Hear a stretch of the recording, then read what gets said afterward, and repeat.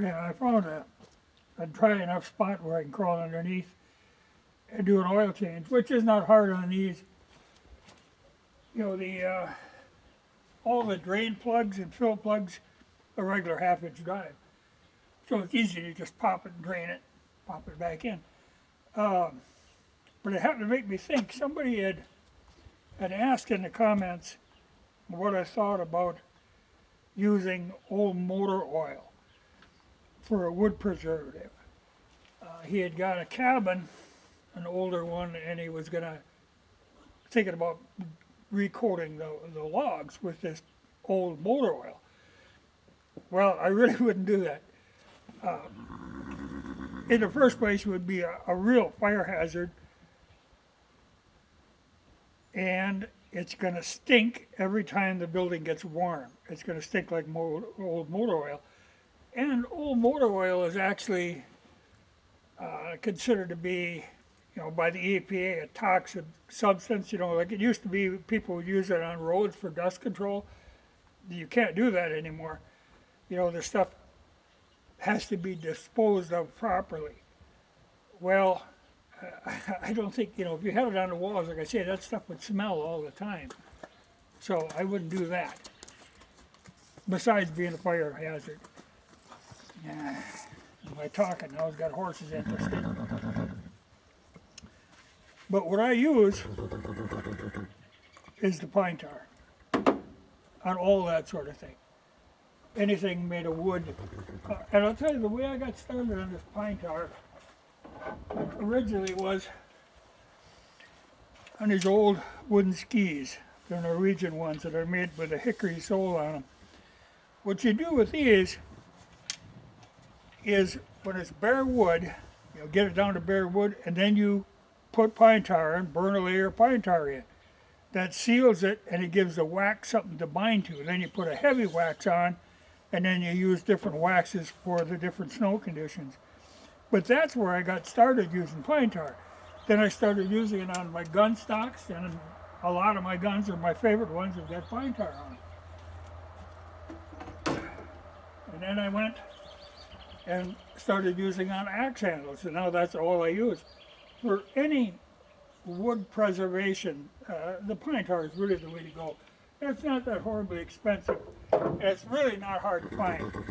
There's veterinarian suppliers that sell it. It's about $10 a quart, so it isn't a real expensive thing, and then you have to dilute it. Now, the one thing I've always thought about using, I dilute with turpentine, or the turpentine, linseed oil, and pine tar like in third mix, or like half and half with turpentine.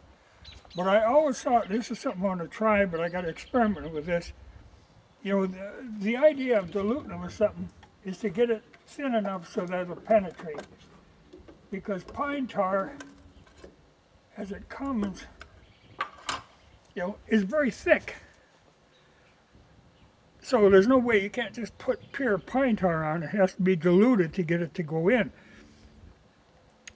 Well, I thought about using regular gas, because gas is a very volatile thing.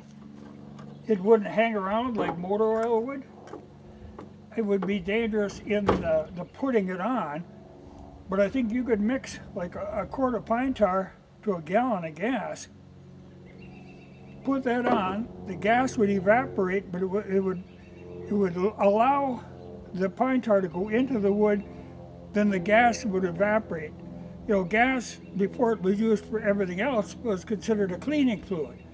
So, now I gotta have a handy horse right in the way. But no, I wouldn't use motor oil, but pine tar. I use it on everything. It's the ultimate wood preservation. And it probably works good. Well, it does actually work, like if you have a wire cut on a horse or anything, because it isn't like, like regular treated wood. They use weird crap like arsenic and stuff. Like if you ever get a sliver from the green treated wood, it is painful because it doesn't go away. It doesn't soften up like regular plain wood would.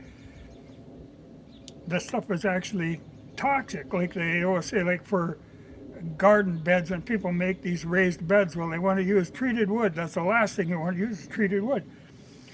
But pine tar is antibacterial. It's an antiseptic. You know, like I say, it was originally used for horses' hooves. If they're standing in mud or wet stall, they'll get hoof rot, and this stuff will treat it because that's what it's for. But it makes an excellent wood preservation tool. Yeah, it's nice enough right now. He's kind of dozing. But now, I got to be darn careful because if I crawl under that vehicle and my legs are sticking out, he likes to grab my pants leg and yank me out. So I'm going to have to feed them their treats to get them out of the way. But no, I wouldn't use motor oil. It's like if you've ever had this, like if you get gear lube on a jacket, gear lube is noxious stuff. Doesn't matter how many times you wash it and dry it. If that jacket gets out in the sun or something, you'll smell gear lube right away. And then I got, put a little pine tar to hold that fur on you. But I think gas, it might work. I'll have to try it. I won't recommend it until I try it, but I think it's a possibility.